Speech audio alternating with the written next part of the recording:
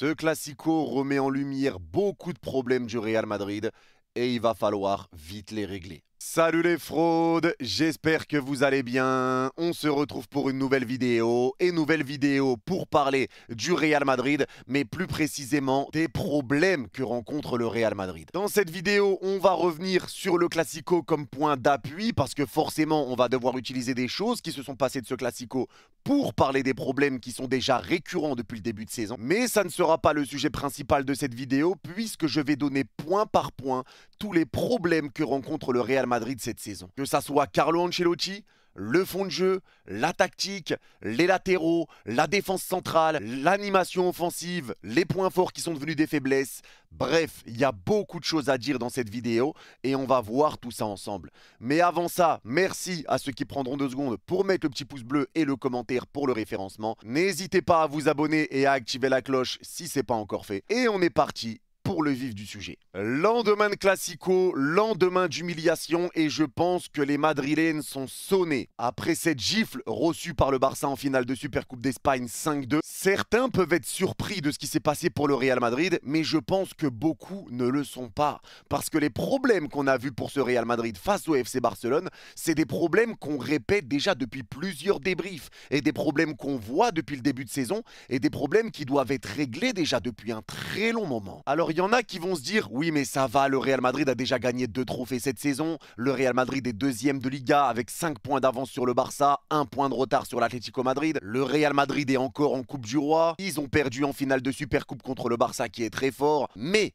Parce qu'il y a un mais. Même si le Real n'est pas largué dans certaines compétitions, même la Ligue des Champions où le Real est 20e, le premier problème qu'on peut voir pour ce Real, c'est les matchs contre les gros cette saison. Parce que contre les gros, les seules équipes que le Real a su battre, c'est Dortmund en étant mené 2-0 à la mi-temps, tu retournes la situation et tu gagnes 5-2, et l'Atalanta Bergame par 2 fois en Supercoupe d'Europe et en Ligue des Champions. Mais sinon, Atlético Madrid, match nul, 1 but partout. Contre Lille, défaite 1-0. Contre le Barça, défaite 4-0 en Liga. Contre l'AC Milan, défaite 3-1 à la maison. Contre Liverpool, défaite 2-0. Contre Bilbao, défaite 2-1. Et encore hier, contre le Barça, défaite 5-2. Donc ce Real Madrid-là a du mal contre les grosses équipes et tout ça n'est pas anodin. Et ça s'explique de par Carlo Ancelotti. Mais Carlo Ancelotti va englober tous les points que je vais vous donner. Donc Carlo Ancelotti sera la conclusion de tous ces problèmes. Mais le fait que le Real Madrid n'arrive pas à gagner contre les gros, c'est que le premier problème qui est là pour le Real, c'est que les points forts sont devenus des faiblesses. Et quand je dis ça, je m'explique. Le point fort du Real Madrid a toujours été une solidité défensive. Coucou, elle a disparu. Des relances propres et des milieux de terrain qui vont chercher très rapidement tes attaquants. Coucou, le jeu est devenu très lent à Madrid. Et des joueurs offensifs qui arrivent à combiner entre eux,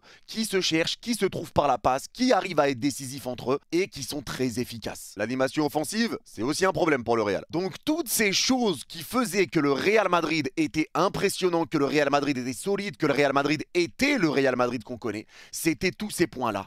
Mais j'ai l'impression que le Real Madrid de cette saison, tout a changé. Parce que défensivement, t'es totalement perdu et on va revenir sur chaque joueur de cette défense. Un milieu de terrain orphelin de Toni Kroos où tu as ressenti son absence pendant très longtemps et tu la ressens encore même si tu as des joueurs de qualité. Moi, je pense que le milieu de terrain a surtout été abandonné et par sa défense et par son attaque hier. Donc ça, c'était compliqué, mais on va y revenir aussi pour le milieu de terrain. Et malheureusement, une animation offensive du Real Madrid où tes attaquants n'arrivent pas à jouer entre eux parce que tu joues avec 3 ailiers gauche de base. Ce Real Madrid galère contre des équipes qui sont en bloc bas, tes attaquants n'arrivent pas à se trouver, ils n'arrivent pas à combiner entre eux, il y a quand même pas mal de déchets, ton jeu est attiré sur le côté gauche, tes attaquants sont attirés par le côté gauche, donc tout ça c'est des choses qu'on sait, c'est des choses qu'on connaît et des choses qu'on voit depuis longtemps, et des choses qui ont été mises en lumière encore une fois sur ce match contre le Barça, et je pense qu'il est temps de se servir de ce match pour tirer la sonnette d'alarme. Le Real Madrid ne peut pas jouer de cette façon, c'est impossible, et on en vient aussi sur un problème de Carlo Ancelotti, le fond de jeu. Parce que les problèmes de Carlo Ancelotti, il y en a beaucoup. Mais quand tu vois un Real Madrid qui n'a pas de tactique, qui n'a pas de fond de jeu, qui essaye de gagner les matchs de par ses individualités. Des choix douteux de Carlo avec des joueurs titulaires qui méritent pas forcément de l'être. Quand ton équipe va mal, tu ne changes rien, tu règles pas les problèmes. Tu fais rentrer Asensio à 5-1 hier contre le Barça. Mollo mollo la drogue! J'ai l'impression que tu n'oses pas faire des choix forts. Et pour moi, je l'ai dit dans mon débrief hier et je vais vous le répéter aujourd'hui, Carlo Ancelotti est encore à la tête du Real Madrid grâce à Wojtek Szczęsny qui a pris carton rouge. Si le Barça ne prend pas ce carton rouge, je pense qu'on peut assister à l'une des plus grosses humiliations, si ce n'est la plus grosse humiliation lors d'un Classico. Et pour moi, si le match termine sur une grosse humiliation, Carlo Ancelotti quitte le club à la seconde. Parce que Carlo Ancelotti a du sang sur les mains. Mais quand tu mets une défense centrale avec Tchouaméni, moi je ne comprends pas comment tu peux faire ça. Et Tchouaméni, ça date pas du Barça. On l'a vu contre le Barça, mais ça date pas d'hier. Tout le monde le répète. Tchouaméni est un joueur nul. Tchouaméni est mauvais. Et ça, beaucoup le répètent et on le voit depuis longtemps. Et on sait que Marco Asensio doit jouer titulaire dans cette équipe de Real Madrid. Parce que pour moi, Asensio est le joueur qui matche le mieux avec Rudiger. Et même Rudiger est dans une grosse période de moins bien. Et comment elle s'explique cette période de moins bien? Elle s'explique par le fait que Rudiger est un joueur qui va très très haut. Il est placé très haut, il essaye de monter rapidement au milieu de terrain pour presser le joueur qui a la balle, ce qui déséquilibre un peu ta défense centrale. Donc Tchouaméni se retrouve bas pendant que Tchouaméni est haut, ce qui laisse un espace derrière dans le dos de Rudiger. Le joueur capable de mieux gérer ça, c'est Asensio, de par sa vitesse. Donc Asensio, lui, quand il joue aux côtés de Rudiger, il arrive à venir récupérer des ballons, il arrive à être solide, il arrive à montrer aussi son efficacité. Ça matche bien, mais avec un Tchouaméni, si tu laisses Tchouaméni tout seul, qui n'est pas un défenseur central de base, qui est mauvais à son rôle à lui de milieu de terrain, qui joue en défense centrale, si tu le laisses tout seul dans l'axe avec un Lucas Vazquez et un Ferland Mendy sur le côté, mais forcément que tu vas voir un drame, et forcément quand tu vas arriver contre une bonne équipe, tu vas te faire arracher en deux. Oui, tu peux t'en sortir avec Tchouaméni contre Valence, contre Las Palmas, contre Gijón, contre Getafe et j'en passe, mais quand tu vas arriver contre des top équipes, c'est là que tu vas revoir la réalité en face. Et tu l'as vu contre le Barça. Tchouaméni est mauvais, Tchouaméni n'a pas le niveau pour jouer au Real Madrid. Je le dis, je le répète et je le maintiens, Tchouaméni n'a pas le niveau pour jouer au Real Madrid. Et c'est une réalité parce que en plus d'être mauvais, il est très passif. Ça veut dire que quand les joueurs du Barça ont la balle, ils se rapprochent de la surface, et ben tu trouves une défense du Real Madrid qui regarde jouer et qui veut pas mettre le pied et qui laisse tirer. Donc à un moment donné, il faut régler ce problème de Tchouaméni, mais l'enlever et mettre Asensio à la place. Tout le monde le voit, tous les supporters du Real le voient, tous ceux qui suivent les matchs du Real le voient. Asensio met une tempête à Tchouaméni. Asensio est mieux avec Rudiger. Donc moi, je ne comprends pas ce choix de Carlo de forcer autant avec Aurélien Tchouaméni en défense centrale parce qu'il perturbe même Rudiger. Un Rudiger qui n'est pas au mieux non plus. Ses placements sont hasardeux, il monte beaucoup trop sur le terrain, il abandonne sa défense centrale, il laisse Tchouaméni tout seul, ce qui fait que Mendy et Vazquez savent pas trop quoi faire, tu te retrouves dans une défense à 3. Rudiger doit aussi apprendre à se contenir. Les sorties de Rudiger n'ont aucun sens et surtout ça aide même pas à récupérer des ballons. Au final, tout ce que fait Rudiger, c'est presser pour venir gêner l'attaquant. Lewandowski, une déviation, Lamine Yamal part en profondeur et était tout seul. Rudiger est plus là, il y a un trou dans la défense. Et derrière, tu veux demander à qui? Ferland Mendy et Tchouaméni de gérer? Mais ils peuvent pas. Les deux se font foudroyer par Lamine Yamal, crochet, frappe, c'est terminé. Rudiger aussi se découvre trop. Alors oui, Tchouaméni est mauvais, Tchouaméni n'est pas bon, mais Rudiger se découvre trop et lui aussi doit s'adapter aux joueurs qu'il a à côté. S'il est à côté d'un joueur qui sait gérer quand Rudiger monte et qui sait s'adapter à son système de jeu et que ça matche bien ensemble, il n'y a pas de problème. Mais ça matche même pas avec Militao. Pour ceux qui vont dire oui, mais on a Militao blessé, Rudiger, Militao, cette défense ne matche pas non plus. Comme ça, c'est clair, cette défense ne matche pas. Mais Rudiger doit apprendre à gérer son jeu et à adapter son style en fonction du joueur qu'il a à côté de lui. Si c'est Asensio, je le répète, je pense que Rudiger peut monter. Mais là, c'est compliqué. Et surtout aussi parce que tes latéraux, eh ben, ne servent à rien. Et là, il y a un mercato et je pense que le mercato va être primordial pour aller récupérer des latéraux. Parce qu'on parle beaucoup de l'absence de Toni Kroos qui pèse pour le Real Madrid et qui est compliqué à remplacer. Mais s'il vous plaît, on peut parler de l'absence de Carvajal ou... Parce que l'absence de Carvajal fait énormément de mal au Real Madrid. Cette blessure pour Carvajal qui arrive au pire moment. Et derrière, tu te retrouves avec un Lucas Vázquez côté droit. Et tu te retrouves avec un Ferland Mendy côté gauche. Un Ferland Mendy qui n'est plus le Ferland Mendy de ses grandes heures avec le Real Madrid. C'est un Ferland Mendy qui est totalement différent et qui n'arrive plus du tout à jouer son jeu.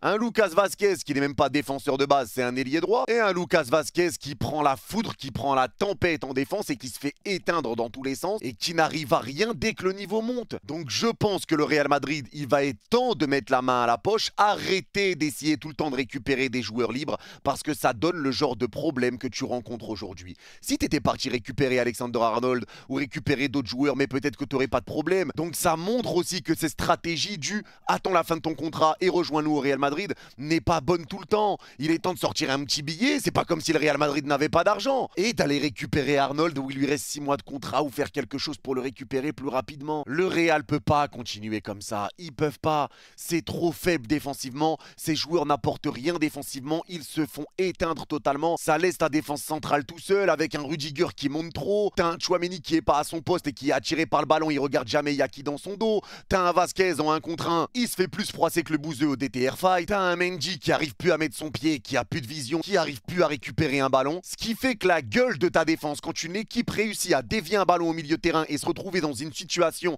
de 4 contre 4 ou 5 contre 4, et ben ta défense elle est comme ça. Et ça, c'est un gros problème. Ta défense est très mal placée, ta défense laisse beaucoup trop d'espace. Et ça, encore une fois, on peut l'expliquer avec des choix de Carlo Ancelotti. Pourquoi Carlo Ancelotti ne met pas Camavinga côté gauche quand il sait que Ferland Mendy a du mal? Tu peux adapter selon les équipes que tu affrontes. Mettre Valverde latéral droit pour essayer de ramener un petit peu plus de sécurité. Mettre Asensio à son poste. Faire quelque chose pour aider Courtois qui a été abandonné par sa défense dans ce Classico et qui est abandonné par sa défense depuis un moment déjà. Et heureusement qu'il est là, Thibaut Courtois, parce que sinon le Real Madrid perdrait encore bien plus de points que ça. L'autre problème que rencontre le Real Madrid, c'est le jeu lent. La force du Real, ça a toujours été cette solidité défensive, ce jeu vers l'avant et cette transition très rapide. Je me rappelle des passes en profondeur pour lancer Vini, ces passes de cross qui ouvrent que pour Vini, que ce soit contre City, contre le Bayern, il y a toujours un appel en profondeur, une passe dans le dos de la défense avec un jeu très rapide vers l'avant du Real Madrid. C'est des bons appels, c'est une solidité défensive, c'est un milieu de terrain qui contrôle et qui lance rapidement vers l'avant. Le Real savait taper vers l'avant. Mais même ça, le Real Madrid ne sait plus le faire. Et oui, le Real Madrid a eu du mal au milieu de terrain contre le Barça, mais pour moi, ça s'explique par plusieurs choses. Déjà, le milieu de terrain du Barça, bon courage pour essayer de le battre à la loyale, mais si en plus de ça, tes milieux de terrain doivent gérer Gavi, Pedri, Casado, qu'à côté de ça, tes milieux de terrain doivent rattraper les conneries de ta défense avec une défense qui est placée. Je vous remets l'image. Donc tu dois rattraper leurs conneries et offensivement, tu dois faire tout le boulot parce que tes offensifs entre eux n'arrivent pas à combiner. Donc tu dois rattraper les conneries défensives, gérer le milieu de terrain du Barça et gérer tes attaquants, leur ramener le pain sur la table parce qu'ils n'arrivent pas à combiner entre eux. C'est toi qui dois les alimenter. Ça va, vous croyez que les milieux de terrain du Real Madrid, c'est Harry Potter, Ron et Hermione? Calmez-vous, c'est pas des magiciens. Donc oui, Camavinga a été mauvais contre le Barça, mais Camavinga excelle depuis le début de saison. Camavinga est abandonné par sa défense. C'est lui qui doit revenir à chaque fois défendre et rattraper les conneries que la défense peut faire. Je pense que là, vous captez que le problème du Real Madrid, c'est l'équilibre. Il n'y a plus aucun équilibre dans cette équipe. Et vous l'avez vu contre le Barça. Madre mia, l'espace que le Barça avait pour jouer. La dernière fois que j'ai vu autant d'espace, c'était dans mes cheveux avec ma calvitie qui commence à arriver. J'ai trop la mort. Mais comment le Real Madrid peut avoir autant d'espace, être autant dispatché, autant dissous, se faire ouvrir sur une passe? Une passe t'ouvre en deux. La passe de Lewandowski pour Lamine Yamal, la passe de Casado pour Rafinha. Comment Rafinha peut partir seul au but? Et derrière, Tchouaméni arrive à se replacer, il prend un crochet, hop, hop, hop, hop. Crochet, côte cassée, tu t'endors, Marilyn Manson.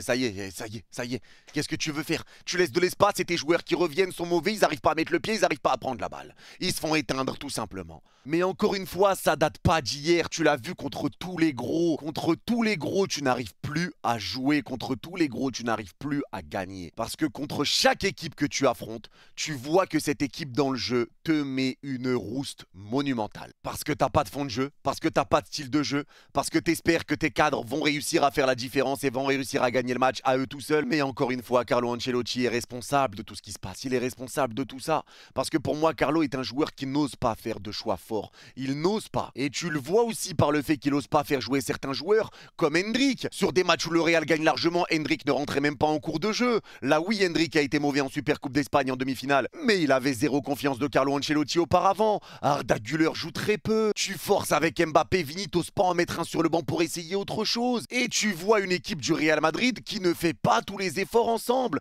Quand tu vois sur certaines actions que Vini revient en marchant, que Mbappé revient en marchant, que Jude revient en marchant, mais tu peux rien faire comme ça. Il faut que les joueurs se donnent tous ensemble. Et là, je dis Jude, mais Jude, lui, il fait les efforts en général. Mais j'ai une action en tête où les trois reviennent en marchant et c'est ce qui laisse une occasion pour un but pour le Barça. Mais il faut que tout le monde soit concerné. Le problème, c'est que Carlo change trop de disposition pour essayer de mettre Mbappé et Vini à l'aise. Excusez-moi, Godefroy de Montmirail, je ne vous avais point reconnu. Et tu changes de système à tout bout de champ, avec Bellingham milieu gauche, Valverde milieu droit, Valverde latéral droit, Valverde milieu défensif, Valverde milieu central, Bellingham milieu central, Bellingham numéro 10, Asensio qui est excellent mais tu remets Tchouaméni. Tu changes tout ce qui est possible et imaginable, sauf Mbappé et Vinicius. À un moment donné, il faut tester des choses, il faut tester autre chose sur l'animation offensive, parce que le problème c'est cette animation offensive, la défense clairement, mais le problème que rencontre le Real, c'est une animation avec des attaquants qui n'arrivent pas à jouer entre eux. Et le problème, c'est que tu ne fais pas confiance à tes jeunes joueurs,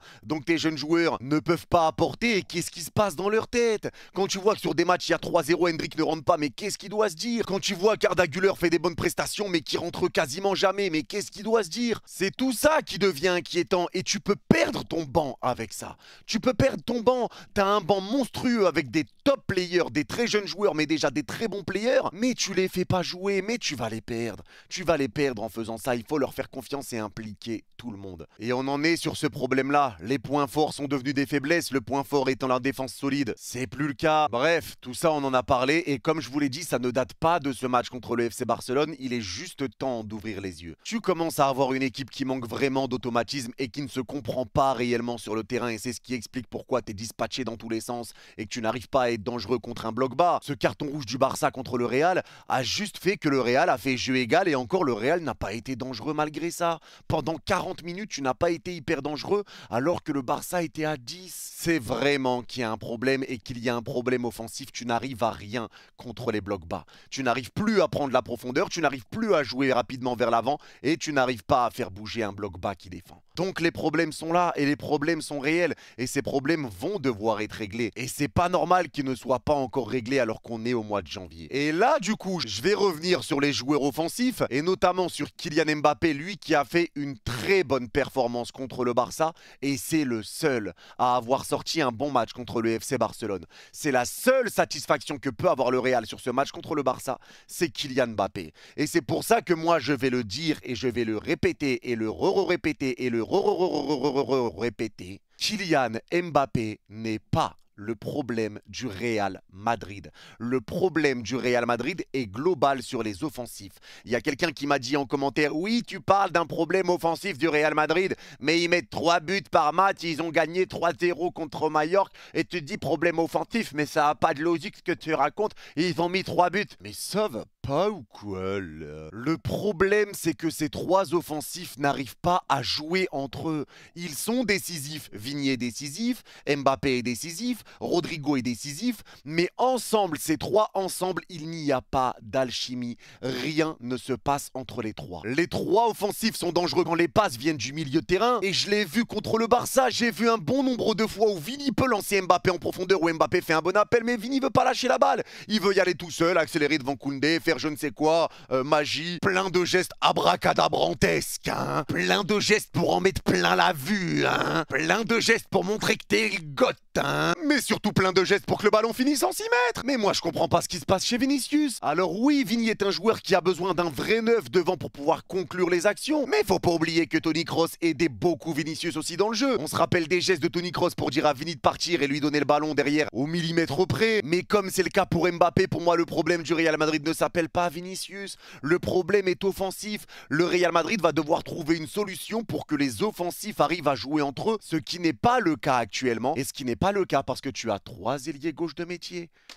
On voit que les 3 arrivent à être décisifs parce que c'est d'excellents joueurs, mais le problème reste et restera qu'il faut qu'ils arrivent à trouver une alchimie, une connexion entre eux. Qu'on voit des circuits de passe, des appels de balles, parce qu'à chaque fois que Vini a la balle, Mbappé vient lui demander dans les pieds en retrait. Quand Mbappé a la balle, Vini vient lui demander dans les pieds en retrait. Quand ça tente des passes en profondeur pour les deux, le ballon sort en 6 mètres. Tu sais pas où te placer quand l'autre peut faire un centre en retrait, t'as du mal à te placer et à te trouver. Enfin, tu le vois, l'animation ensemble, elle est compliquée. Et c'est à Carlo Ancelotti de faire des choix et de trouver les solutions à ce problème. Parce que Carlo Ancelotti contre le Barça, moi je suis désolé, mais c'est un 0 pointé. Comment, quand tu vois à quel point le Barça est en train de te rouler dessus, avant même qu'il y ait 4-1, avant même qu'il y ait 3-1, le Barça est en train de te rouler dessus et tu ne fais pas de changement pour t'adapter. Ta défense prend l'eau, tu fais pas rentrer Asensio. Ton milieu de terrain se fait boire parce que la défense est mal placée, tu rajoutes pas un milieu de terrain. Tu laisses tes 3 attaquants, mais à un moment donné, il faut aussi faire des changements tactiques. C'est ça le football. Si tu vois qu'il y a quelque chose qui marche pas, mais rajoute un milieu.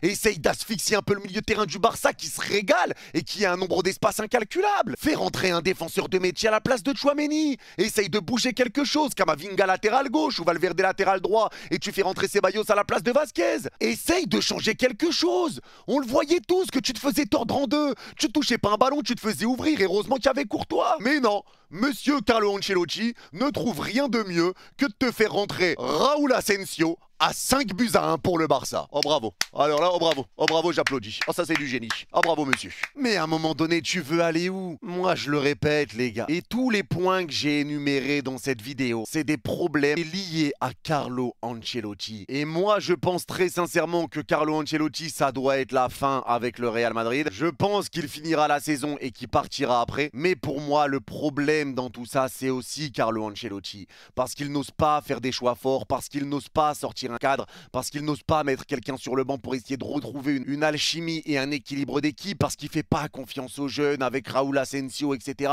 Il préfère mettre Tchouaméni pas à son poste. Tout ça pourquoi? Pour que Tchouaméni ne perde pas de valeur et que tu le revendes cet été. Mais arrête de te foutre de la gueule du monde. Moi, tout ça, je comprends pas. Et je le répète, pour moi, Carlo Ancelotti ne doit pas rester au Real Madrid.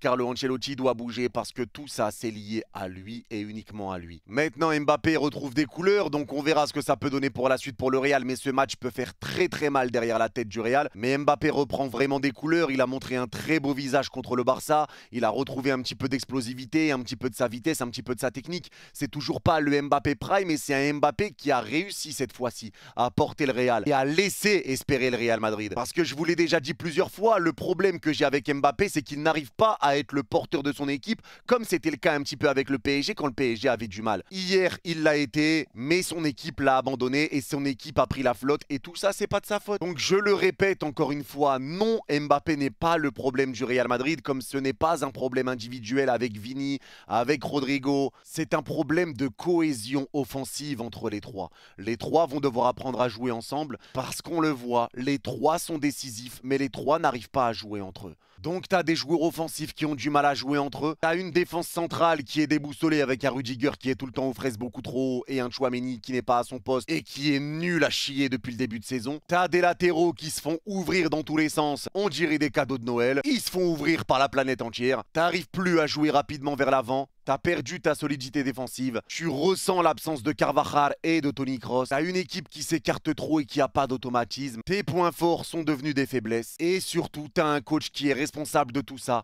avec pas de fond de jeu, pas de tactique de jeu, qui se fait ouvrir par tous les coachs de grandes équipes qui ont une tactique de jeu, et tu prends une leçon de football. Un coach qui fait des choix douteux, qui ne règle pas les problèmes en cours de match, qui n'ose pas faire de choix forts, qui est encore en poste grâce au carton rouge pris par Chesney, qui ne bat pas un gros cette saison, et qui cherche l'exploit par ses individualités. Voilà pour moi les problèmes que rencontre le Real Madrid, et c'est des problèmes qu'on voit depuis le début de saison. Et vous le savez aussi bien que moi, c'est juste que cette défaite fait mal et va tout remettre sur le devant de la scène en grande lumière. Et force est de constater que 6 mois après, rien n'a changé. En tout cas, c'est tout pour cette vidéo. On verra si le Real Madrid arrivera à régler ses problèmes par la suite. Est-ce que ce revers contre le Barça va les faire couler ou leur mettre un petit déclic? T'as des matchs à t'apporter à jouer jusqu'au match contre l'Atlético Madrid au mois de février. Donc ça va être le moment de refaire le plein de confiance, de reprendre confiance et surtout de ne pas baisser les armes parce qu'en Liga, tu n'as qu'un point de retard sur l'Atlético Madrid. En Ligue des Champions, tu dois aller valider ta qualification toujours, qui n'est toujours pas acquise. Tu dois aller chercher ta qualification en Coupe du Roi contre le Celta Vigo. Donc t'as encore des grandes échéances, mais des matchs à t'apporter jusqu'à l'Atlético en Liga en février. Et on verra la réaction qu'aura le Real Madrid. En tout cas, c'est tout pour cette vidéo. Merci à ceux qui l'ont suivi jusqu'au bout. Et n'hésitez pas à me dire en commentaire si vous êtes d'accord ou pas d'accord avec moi. Et pour ceux qui ont regardé cette vidéo jusqu'au bout, n'hésitez pas à me mettre en commentaire quelles sont les solutions pour vous pour ce Real Madrid avec tous les problèmes que j'ai énumérés et me dire quels sont les autres problèmes que peut rencontrer le Real Madrid si jamais vous trouvez que j'en ai oublié. J'irai lire tous les commentaires. En tout cas, merci à vous. Courage à vous les supporters du Real. Prenez soin de vous. Vous êtes les GOAT. Bye bye.